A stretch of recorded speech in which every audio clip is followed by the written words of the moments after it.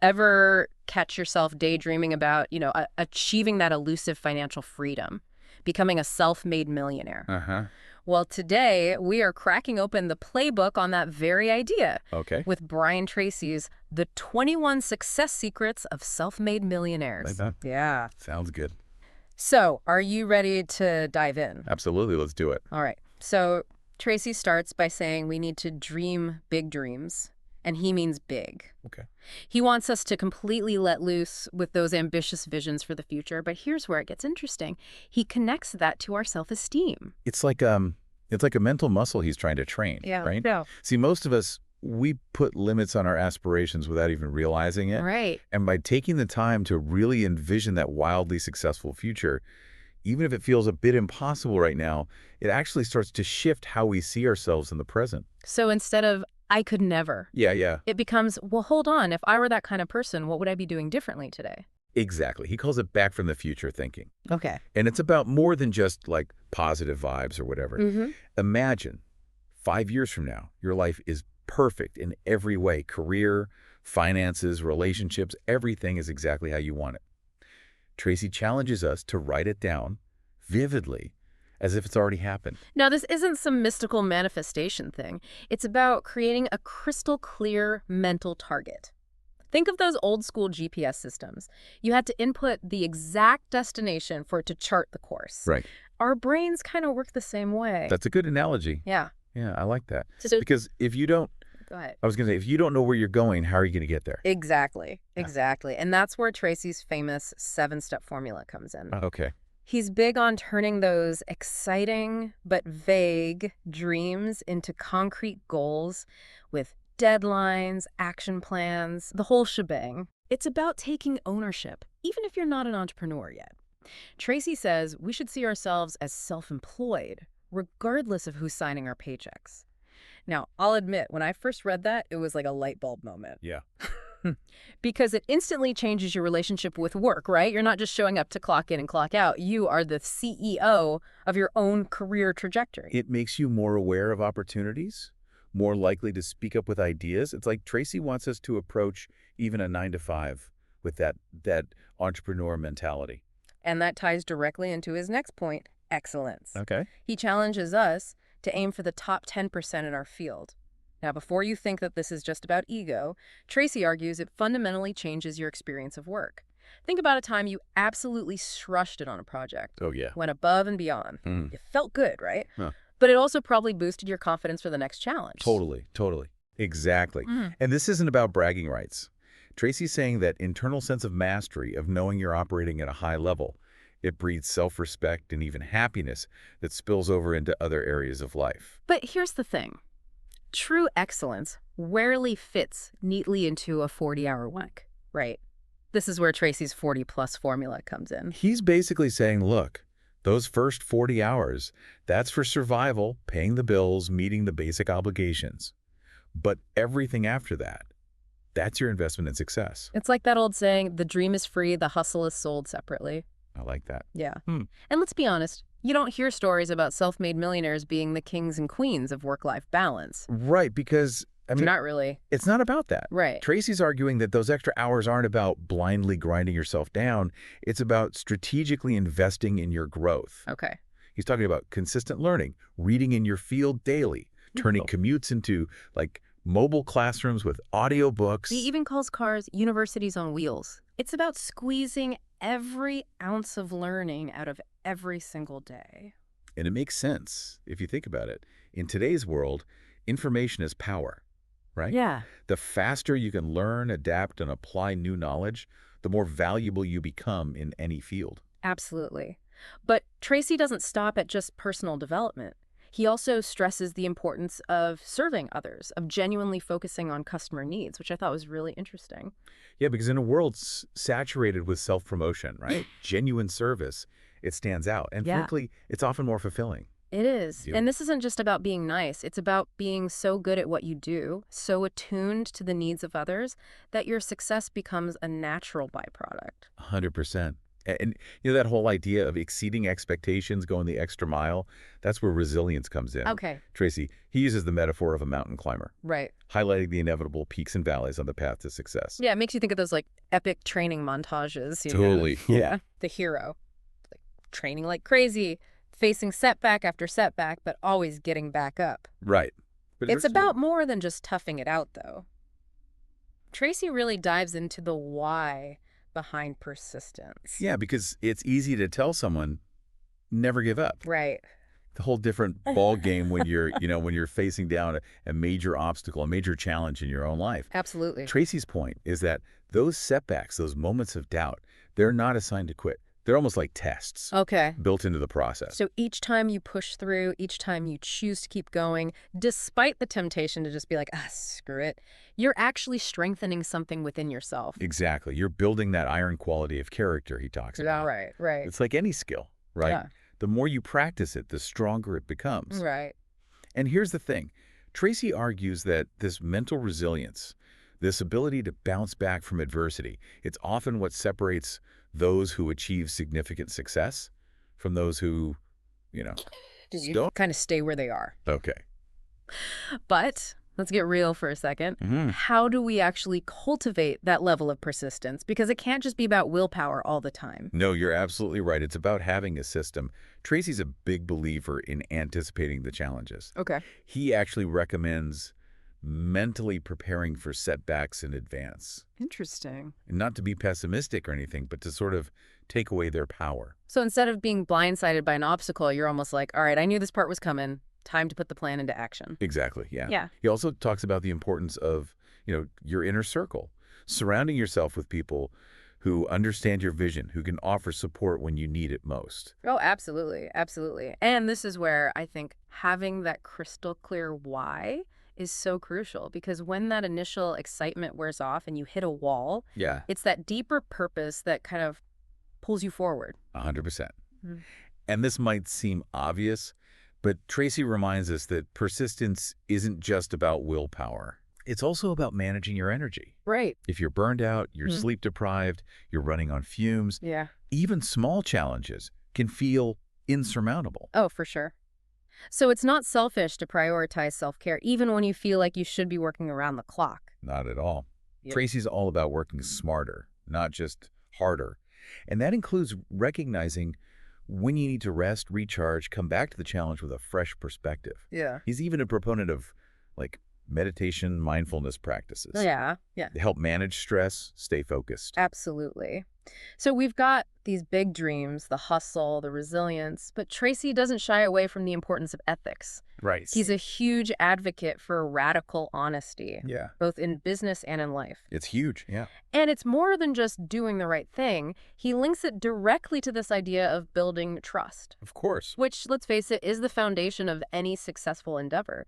Think about it. Would you rather do business with someone who's known for their integrity or someone who cuts corners and, Right. it's not even No contest. not even a question. But Tracy takes it a step further. Okay. He says honesty is also about being brutally honest with yourself, recognizing your weaknesses, owning your mistakes. Because that self-deception, Mm, it might feel good in the moment, right. but it ultimately holds us back from growth. It's like trying to navigate with a faulty compass. 100%, yeah. So how do we actually strengthen that honesty muscle? Because, is it something you're either born with or not? Well, Tracy believes it starts with aligning your actions with your values. What are the non-negotiables in life? Right. The principles you absolutely refuse to compromise on, no Right. matter what. And then the real work is making sure that your behavior always matches those values. Yes. Even when it's tough or inconvenient. He also talks about surrounding yourself with people who will hold you accountable, Yeah. who will call you out constructively, of course, if they see you slipping. Yeah, it's about having that inner circle that supports your goals, but also challenges you to be the best version of yourself. Right.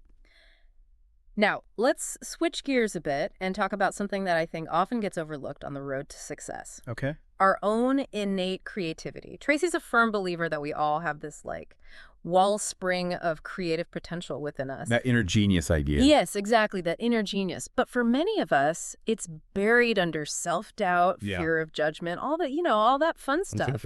Yeah. I know I've definitely fallen into the trap of like comparing myself to others, thinking, oh, I'm not creative like that, Well, But Tracy's point is that creativity isn't some magical gift, right? Right. Bestowed upon a select few. It's a skill that can be cultivated. He even offers some practical tips for stimulating our creative thinking. Like what? Like setting aside dedicated time for brainstorming, Okay. but doing it actively, not just hoping inspiration strikes. Right. He also talks about reading widely, exposing yourself to new ideas, even having conversations with people outside of your usual bubble. It's about shaking up those thought patterns, right? Yes, getting out of our comfort zones. Yeah. Approaching challenges with a beginner's mind. Yeah. And here's the key. Okay. Being willing to experiment, to play with ideas, and yes, even to fail. Because often those failures are just stepping stones to our greatest breakthroughs. Exactly. But what about that inner critic, though? Oh, yeah. That tells us we're not good enough, we're not creative enough. I feel like that voice can be so paralyzing. Oh, it is. Right. It is. It's about learning to, maybe not silence it completely, but at least turn down the volume a little bit. Right. Tracy encourages creating a safe space for yourself to explore ideas freely without judgment. Easier said than done. It is. It takes Yeah. practice. But the more we flex that creative muscle, the stronger it becomes. Yeah. And that's when the real magic happens, right? Yeah. Because an idea without action is just a daydream. It's in the execution that things really start to take shape. Because an idea without action is just a daydream. It's in the execution that things really start to take shape. 100%. And that's where Tracy's 7-step formula for goal setting comes in, right? Okay. It's like he's handing us the blueprint for turning those sparks of creative energy into tangible results. So it's not enough to just have the idea. You got to break it down into something actionable. Exactly. And he starts with clarity because he points out that most people never actually take the time to define what they truly want. Right. They have these vague desires, be successful, make more money, Right. But they haven't actually drilled down to the specifics. What does that actually look like? It's like that saying, if you don't know where you're going, any road will get you there. Except when it comes to success, not having a clear destination can mean, wandering aimlessly for years. Exactly. 100%. Right. So Tracy's first step is deceptively simple. Write down your goals. And not just as wishes. Write them as if they've already happened. Yeah. He's a big believer in the power of writing things down, of making them concrete. Because when it's just kind of floating around in your head, it's so easy to let those doubts and what-ifs creep in. But once it's down on paper, Right. it's almost like you're signing a contract with yourself. Yes, 100%. Mm-hmm. And then comes the deadline. Huh. Tracy's adamant about setting a clear time frame for each goal. Because without that sense of urgency, it's all too easy to just, keep pushing things off. Oh, yeah. I am the queen of I'll get to it eventually. Nice. But I will say, having a deadline, even if it's self-imposed, it does, light a fire under me. Right, 100%. It injects that much-needed dose of motivation. Yeah. But here's the thing. Even with a clear goal and a deadline, the path to getting there might still feel overwhelming. That's where Tracy's next step comes in. Mm-hmm. Breaking down those big, audacious goals into smaller, more manageable steps. It's like that old saying, how do you eat an elephant?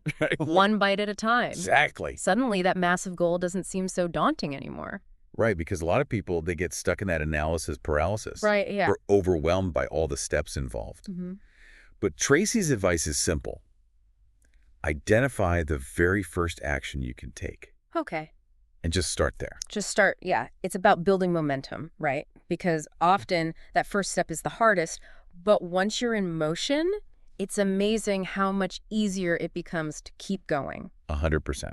Okay. 100%. And he also stresses the importance of prioritizing those actions. Okay. Because not all tasks are created equal. Right. Some will move the needle significantly closer to your goal. Right. While others might feel urgent, but they're ultimately distractions. Right. They're not actually going to get you where you need to go. Exactly. Right. Exactly. So it's about being strategic with your time and energy. Okay. Focusing on the actions that will have the greatest impact. And finally, Tracy emphasizes the importance of regularly reviewing your progress, Okay. making adjustments along the way. Because life rarely goes exactly according to plan, right? Never does. Things change, unexpected obstacles pop up. Being able to kind of adapt and course correct when needed, that's all part of the process. 100%. Now, woven throughout all of these kind of practical TIF strategies, Tracy keeps coming back to this idea, this really important idea of seeing yourself as self-employed, Okay. regardless of your current job situation. Right. He wants us to ditch the employee mindset Okay. and embrace an entrepreneurial spirit. So it's not about quitting your job tomorrow and starting a business. Right. It's about kind of bringing that same ownership mentality to everything that you do. 100%. It's about being proactive. Yeah. It's about looking for ways to add value. And it's about taking extreme ownership of your career trajectory. It's about almost like viewing yourself as the CEO of your own life, wouldn't you say? 100%. And that shift in perspective, that willingness to really step into your power, that can be the key to unlocking a level of success you never even thought possible. I love that. So as we wrap up our deep dive into Brian Tracy's The 21 Success Secrets of Self-Made Millionaires, what are some of the key takeaways we hope you walk away with today?